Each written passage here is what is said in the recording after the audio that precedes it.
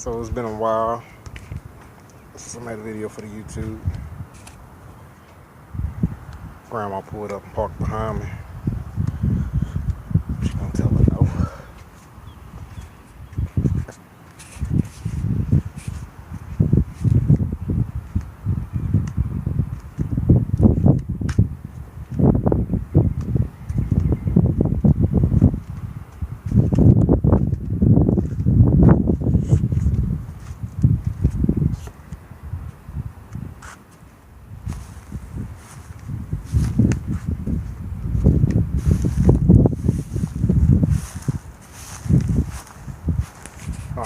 So,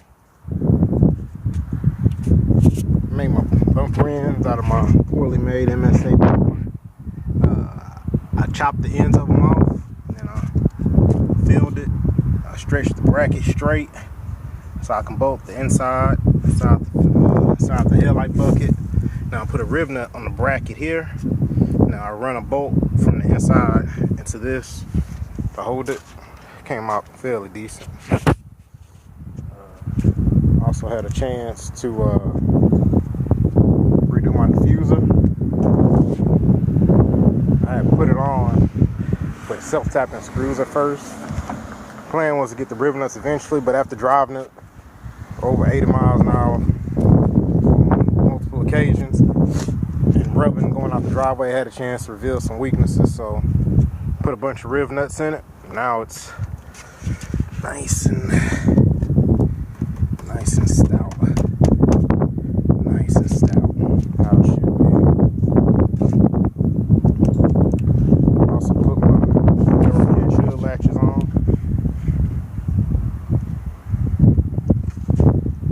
Of course, in brutal honesty, while putting them on, I also,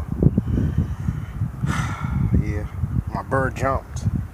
I was grooving it out, hit the paint, stuff happens.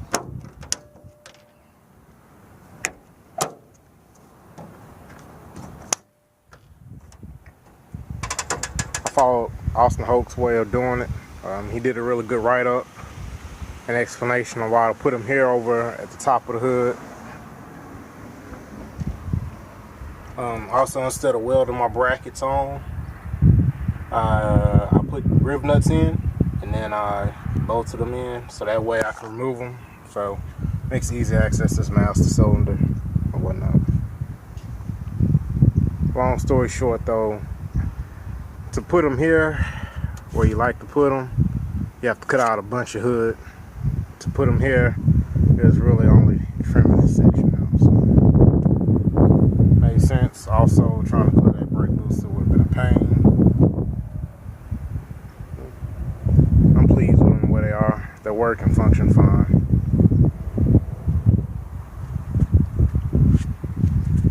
Of course, I had a lot of hiccups while I shake her down. Right at 151 miles now on the car. So first, idle was stuck high. Got that worked out. The wiring had to be flipped for the gas pedal. And then after that, sprung a really bad oil leak. Shot the idle back up again. I didn't know what an oil leak was at first, or how bad it was, so I deleted the PCV system, which worked out really good, which is why I now have the one filter here. That reduced a bunch of idle. But then once I found the oil leak, once I took the valve cover off, oil leak was coming from the exhaust position sensor. And when I took the valve cover off, it didn't even have the inner gasket that goes right here on it. So that was a doomsday waiting to happen. And the oil leak on this side, valve cover had a big ass crack right there. Hold on, I got the valve cover here. Excuse my mess. I've been really eccentric and lazy with cleaning. Poor car's been covered.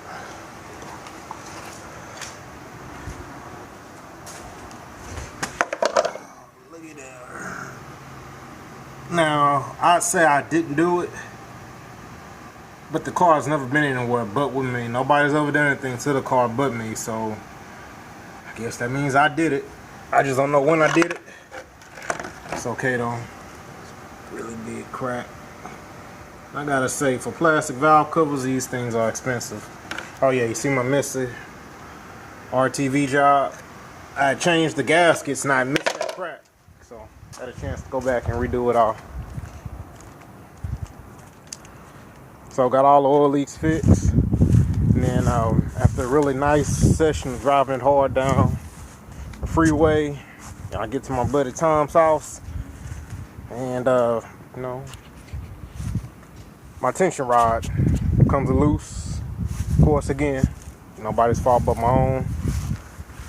One, I didn't lock tight, and two, I didn't tighten the nut when I took it back off trying to get my alignment right. So, but luckily it happened there and nowhere else. Could have been really bad. Outside of that, I found my clicking in the rear. It was my drum brakes. I didn't have them adjusted properly.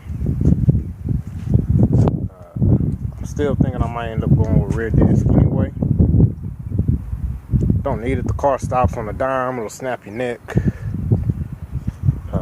I mean, those Toyota 4x4 brakes up front, they're really good. Really, really good. Also had my brake booster. The diaphragm sprung a hole, and that shot my idle way up. And my brakes became really hard, so mechanical again pretty much. So I ordered a new one, got it in, and the brakes work really, really good. I'm fairly certain I don't need more than these front discs for what I have and the setup I'm running. But I mean, I can always make it more if I wanted to. I'm still having small belt issues. So every so often, is it doing it? It is. The belt will lose alignment. So what we're gonna do, I'm just gonna go ahead. You see, I was trying to repurpose the power steering pulley, and I put another pulley on it, but I'm maybe a 1/4 inch off. But what I'm gonna go ahead and design and make just a nice bracket to sit that on instead of reusing the power steering pulley. It's nothing major, it's just more of a nuisance. Also found out, so the driver's side works perfect. This one does not. It's a little, it broke loose. So I'm gonna find a better way from that. What I'm thinking I'm gonna do, I'm thinking I'll square this bracket off. So I'll weld another piece coming up from this side, coming up like so, because you can't weld to this part. This is aluminum, but the lower piece is stainless steel. So I'll square it off so it's nice and firm. Or what I'll do, get a heavier piece of steel, L-shaped, and weld it on this inside, leaving room, and do it that way. Stiffen it up. Either way, it's gonna have to have something to stiffen it up. What else has changed? Sounds good. I wish I could get some road videos, but I don't have this little thing called a GoPro, so I make really short, terribly choppy videos. I guess you wanna here start. Oh, ride with the windows down still because I haven't hooked up my AC lines, so I got a bunch of leaves and stuff in the car. I got my key fixed. I was gonna do the push button start, chose not to. I'm gonna send my gauges back. So choose neutral.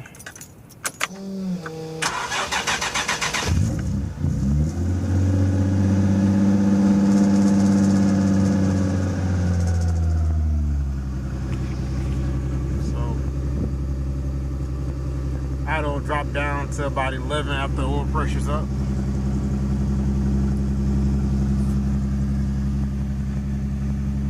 So I disconnected my oil pressure switch so that I can hook it back up to the ECU.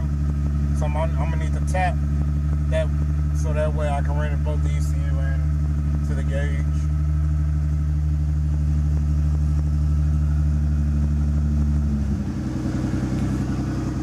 And it drops. I'm gonna send my gauges back. The weakness was exposed at night, so I should have kept the backlit gauges, but at nighttime only the numbers light up, and I didn't get the gauges where the arms light up, so I really can't see how fast I'm going. I just drive pretty much. That's no good.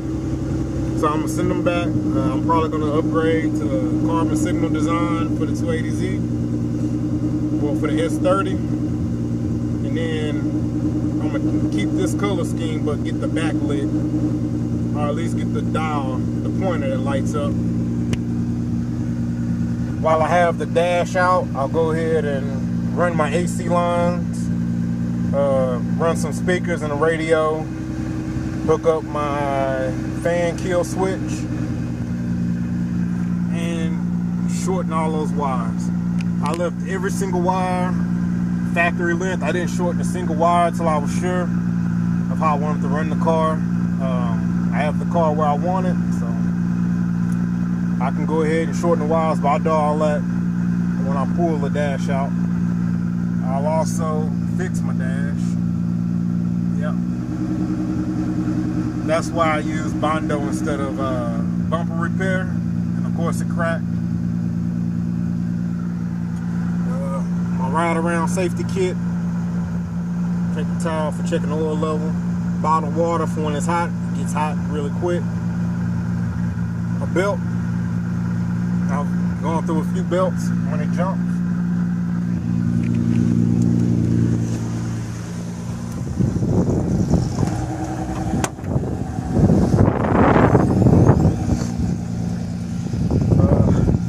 Jumper box, because you know, once the belt breaks and it's running off battery, you might not get up again.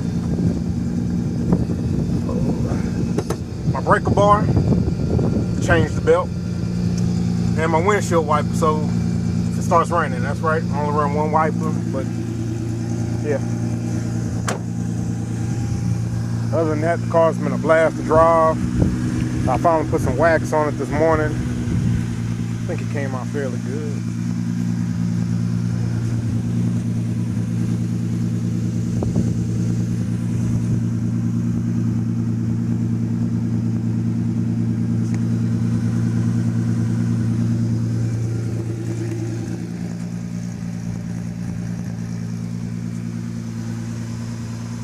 Car's not perfect, but I enjoy it. Oh, as far as weaknesses in my current color scheme, this case can't hit me.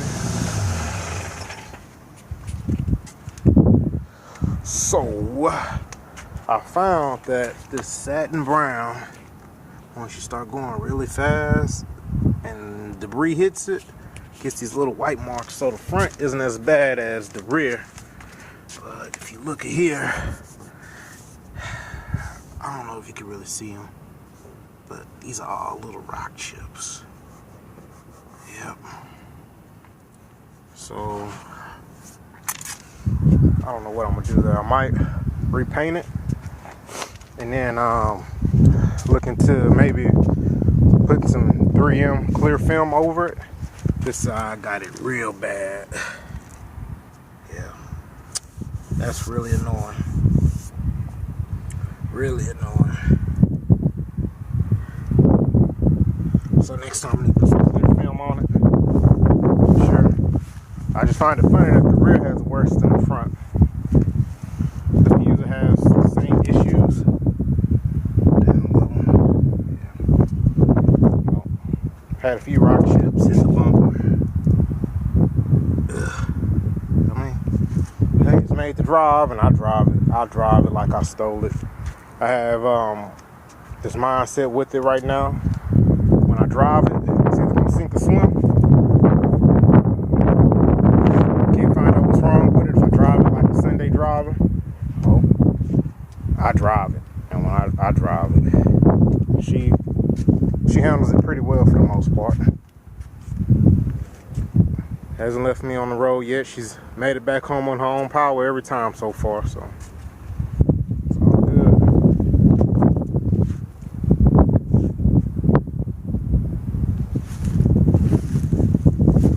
checking.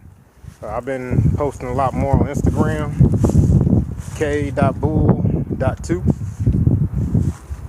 I just started Instagram. I'm new to it, kind of like it. Don't know what took me so long to begin with. But as always, thanks for checking.